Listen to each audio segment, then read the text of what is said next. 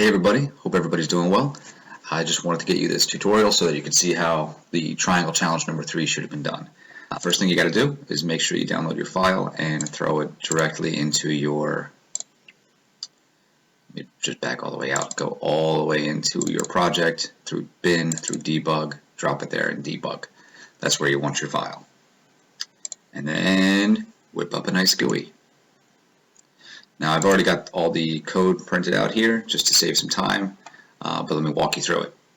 You're going to want an array list. Mine's called all triangles because that's what it is. It has all the triangles in it. My window loaded event handler is going to handle actually initializing that array list and then creating a stream reader that will read from that file.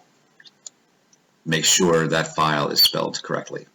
That's one of the most common mistakes. If you're just using my file, there's no .txt on the end of it, so don't put one there. If you made your own file from my file, then you use whatever file name and extension is appropriate for that file.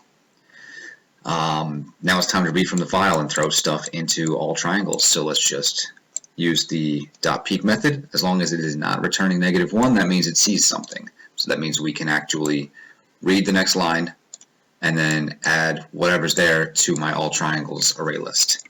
As soon as this whole loop is done, then clean up after yourself, close the stream reader, and we're done with the stream reader. This is just for fun. Here's if something went wrong, if for whatever reason you're getting this message, then there was something wrong in your try catch. And the only thing that really could have been wrong is this. If you're using the wrong file name or if it's spelled wrong or whatever, that's probably the problem. So if you're getting this message, then check your file name and make sure it's exactly what it should be. Another problem, I was getting a lot of messages yesterday. Some of you were getting messages about, like error messages, that said something like all triangles didn't exist, or for whatever reason you were running your code and there was nothing in your array list, and that's probably because this thing wasn't running at all. That means you didn't actually make a window loaded event handler. A really common mistake is to just type all this out or copy and paste it from another program. It's tempting to do that and it looks good, but it won't actually be doing anything. So please make sure on your GUI you physically make the event handler. So with the window selected, pop over to your event handlers here and scroll down to the loaded event handler. If yours is blank right there, it means you don't actually have a window loaded event handler, even though it looks like you do on the code side of things. So double click there and then you'll have a window loaded event handler. That's where you want all this stuff to go. Anyway, moving on to the button click. I'm going to count up how many impossible triangles there are, and at the end I'm just going to output that. That's easy enough. So in the middle I just need to process the array list and see how many of my triplets don't add up to 180. So loop through the entire all triangles array list, and I'm going to use the dot split method to just take the one line that I know has 3 different numbers in it. I'm going to split that up into 3 strings, into an array of 3 strings. So dim angles as string, the parentheses will make it a string array from that element of all triangles and split it around spaces. Now I've got 3 strings, but I want them to be numbers, so now let's make 3 actual numbers, angle 1, angle 2, and angle 3, or just A1, 2, and 3. They're integers, and I'm going to make them by integer parsing each of the 3 elements of angles. So by this point I've got 3 actual numbers. And another thing some of you were doing yesterday was applying our min, mid, and max logic. We don't need that.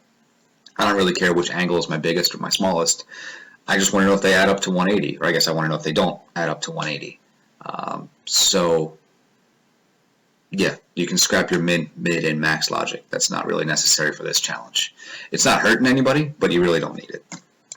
I just want to know if at this point A1, 2, and 3 don't add up to 180. If they don't, increment impossible, and then we're done. So by the time this whole loop is done, output the answer, and we're good. Now I know Mohit was one of the first done yesterday and he got 111, so let's just make sure we get the same thing as him.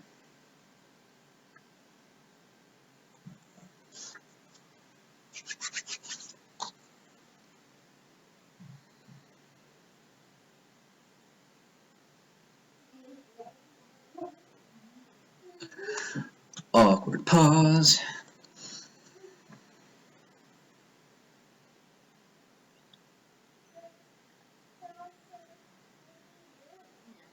There we go.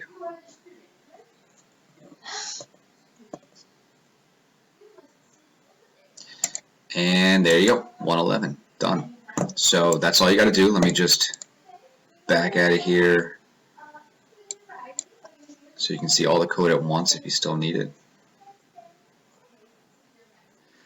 If you still need to get your program working, go ahead and cheat off of me. Use this to get your program working and get me an answer so that I can get you credit. Tomorrow I'm going to post a new challenge, and it's just going to be an extension off of this one, so you really want to make sure this one's working so that you can get tomorrow's work. All right? Like I said before, I hope everyone's doing okay at home and staying sane. If you need anything at all from me, just reach out through Remind or email or whatever. All right? Have a nice day. Talk to you guys tomorrow.